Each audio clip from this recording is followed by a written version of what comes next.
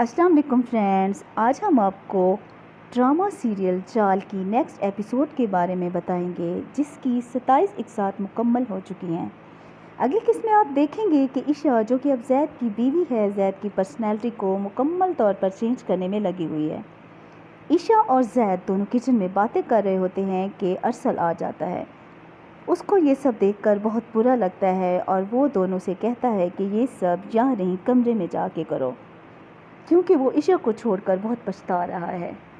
ईशा को छोड़कर उसने ईशा की छोटी बहन जोनिया से शादी कर ली थी। इसके बाद आप देखेंगे कि जोनिया और ईशा का भाई अपने माँ बाप का घर बेचकर दोनों बहनों को उनका हिस्सा देने के लिए उनके घर आता है। वो आकर उनको बताता है कि उसने बाबा का घर बेच दिया और दोनों बहनों के हिस्से की रकम उनको देने आया है। ये सुनकर जोनिया जल्दी से पैसे सारे के सारे अपने भाई से ले लेती है। ईशा और जैद के दरमियान की दूरियां तो ख़त्म हो रही हैं, लेकिन जोनिया, जो जिस ऑफिस में वो काम करती है, उसका बॉस एक नंबर का घटिया तरीन इंसान है।